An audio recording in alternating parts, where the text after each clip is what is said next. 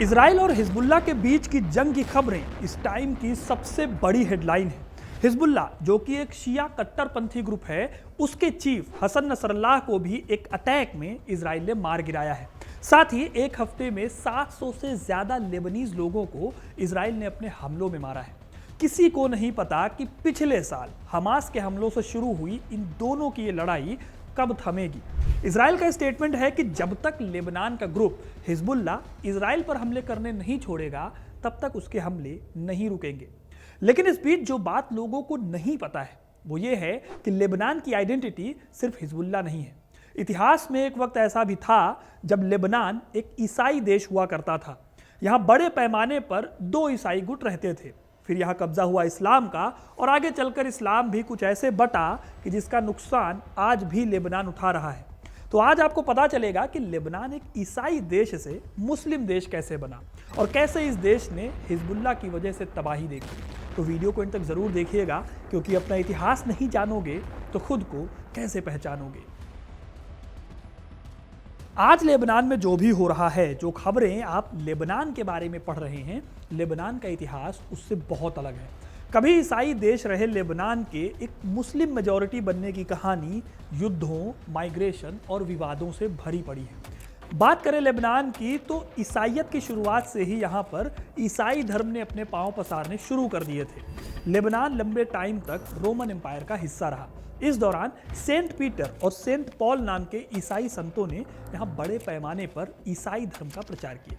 इसके बाद जब बाइजेंटाइन एम्पायर का कब्जा हुआ तो लेबनान में ईसाई धर्म और भी गहराई से लेबनान की दूसरी कम्युनिटीज के बीच में फैल गया। 4वीं शताब्दी के दौरान यहाँ पर एक संत आए जिनका नाम था मरोन। उनके थॉट्स बड़े पैमाने पर लेबनान में फैले और यहाँ से एक नई ईसाई कम्युनिटी डेवलप हुई जिसे मेरोनाइट ईसाई कहा गया। आज भी यह कम्युनिटी लेबनान में एग्जिस्ट करती है और ईसाइयों की बड़ी कम्युनिटी है। यह कम्युनिटी लेबनान के पहाड़ी एरियाज में रहती थी और इनकी मोनेस्ट्रीज ईसाई धर्म की स्पिरिचुअलिटी और लर्निंग के सेंटर बन गए थे। इस तरह से ईसाई धर्म लेबनान में डेवलप हो रहा था। लेकिन फिर इस जर्नी पर ब्रेक लगा 7वीं सदी में, जब लेबनान से कुछ ही दूरी पर उदय हुआ इस्लाम का। इस्लाम के उदय से ही ईसाई धर्म और इस्लाम के बीच में टकराव का नया दौर शुरू हुआ, जिसमें बाइजेंटाइन एम्पायर के कुछ हिस्सों पर राशिदीन खलीफेट का कब्जा हो गया। इस कब्जे में लेबनान भी आया और इस तरह से लेबनान में इस्लाम के कदम पड़े। साल 636 में खलीफा उमर ने लेबनान में युद्ध के रास्ते इस्लाम को पहुंचाया।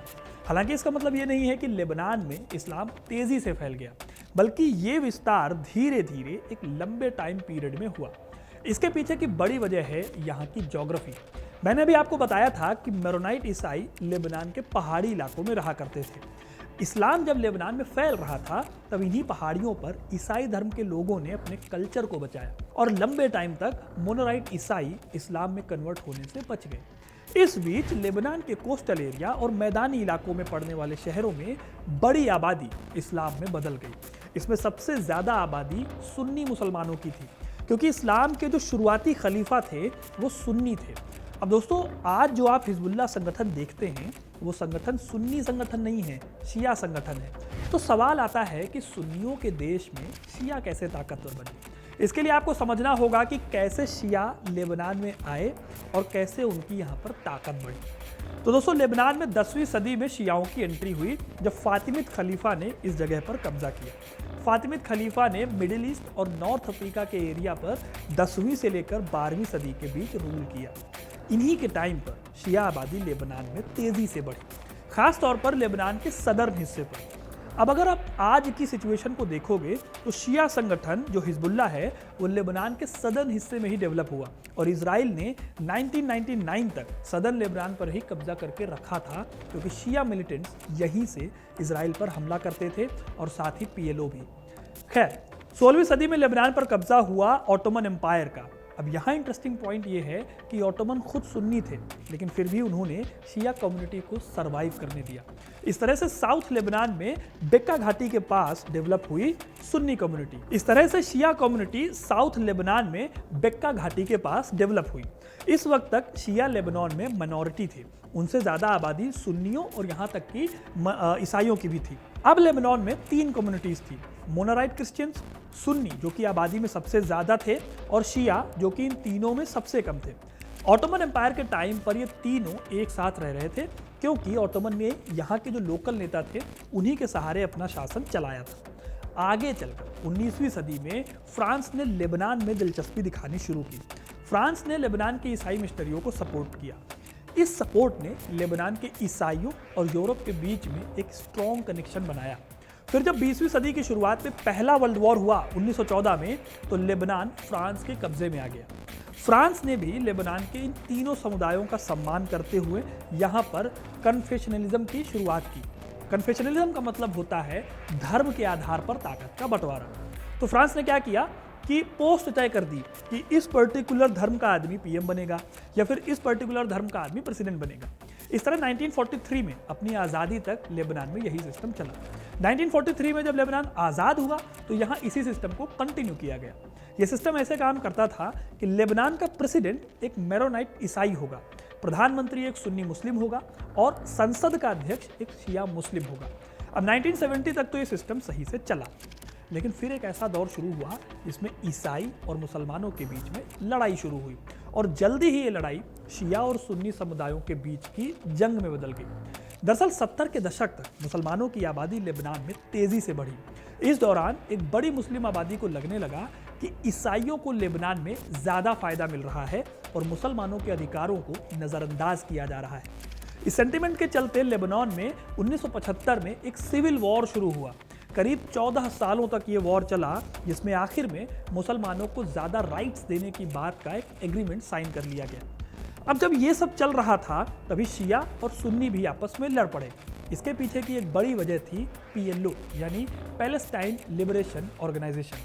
दरअसल 1948 में मिडिल ईस्ट में इजराइल का उदय हुआ, जो कि एक यहूदी देश था। इजराइल के बनते ही फिलिस्तीन के सपोर्ट में कई मुस्लिम देशों ने इजराइल के खिलाफ जंग छेड़ दी। कुछ ही दिनों में इजराइल ने सबको हरा दिया और फिलिस्तीन की आर्मी यानी PLO के लड़ाके भागकर सदर्न लेबनान में रहने लगे। यहाँ रहते हुए PLO ने साउथ लेबनान को अपना गढ़ बना लिया और इजराइल पर वहीं से हमला करने लगा। अगर आप मैप देखेंगे तो सदर्न लेबनान जो है वो जुड़ा हुआ है इजराइल से। अब इसका रिजल्ट ये हुआ कि साउथ लेबनान को फतह लैंड कहा जाने लगा और इन्हीं हमलों के चलते 1978 में इजराइल ने लेबनान पर हमला कर दिया। इन हमलों का सबसे ज़्यादा नुकसान उठाया शिया कम्युनिटी ने, जिसके कई लोग इजरायली हमलों में मारे गए। इजराइल के इसी विरोध के खिलाफ 80 के दशक में एक नया गुट खड़ा हुआ जिसे हिजबुल्लाह के नाम से जाना गया। हिजबुल्लाह वैसे तो इजराइल के खिलाफ खड़ा हुआ था, लेकिन हिजबुल्लाह के आने से शिया और सुन्नियों के बीच में भी टकराव बढ़ गया। इधर हिजबुल्लाह की मदद हथियारों और पैसों के जरिए ईरान ने की, जिससे हिजबुल्लाह लेबनान की बड़ी ताकत के तौर पर उभरा। फिर हिजबुल्लाह ने इसी मदद के दम पर इजराइल को लेबनान से निकालने में कामयाब रहा था। इससे लेबनान में हिजबुल्लाह का इम्पैक्ट पड़ा। ठीक इसी टाइम पर सुन्नी लोग जो थे उन्होंने हिजबुल्लाह की बढ़ती ताकत का विरोध किया, क्योंकि उन्हें लगा कि इससे लेबनान की आज़ादी, लेबनान का डेवलपमेंट खतरे में पड़ जाएगा। अब यहाँ नोट करने वाली बात यह है दोस्तों कि लेबनान में सुन्नी आबादी जो है वो सऊदी अरब और वेस्ट के ज़्यादा करीब है, वहीं शिया आबादी ईरान के ज़्यादा करीब है, जो कि इजराइल और अमेरिका के खिलाफ काम करता है। इसलिए ईरान हिजबुल्लाह के दम पर सुन्नियों की ताकत को लेबनान में बढ़ने नहीं देता। जब लेबनान में सिविल वॉर हुए थे तो सुन्नी और ईसाई समुदाय लगभग निहत्थे हो गए, उनके हथियार खत्म हो गए। वहीं ईरान की मदद से शिया यानी हिजबुल्लाह जो थे वो लेबनान की बड़ी फोर्स बन गए। इसी फोर्स का नतीजा था कि साल 2005 में लेबनान के सुन्नी पीएम रफीक की हत्या हुई, जिसमें हिजबुल्लाह का नाम आया था। कुल मिलाकर देखा जाए तो लेबनान में आज हथियारों के दम पर शियाओं की टूटी बोलती है और इसकी वजह है ईरान समर्थित हिजबुल्लाह, जिसके चलते आज लेबनान तबाही की कगार पर खड़ा है।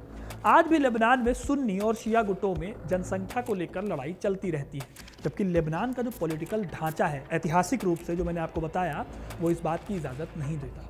अब दोस्तों आपको क्या लगता है, क्या शियाओं को ज़्यादा ताकत मिलने की वजह से ईरान लेबनान का आज फ़ायदा उठा रहा है, जिसका नुकसान उसे आज उठाना पड़ रहा है?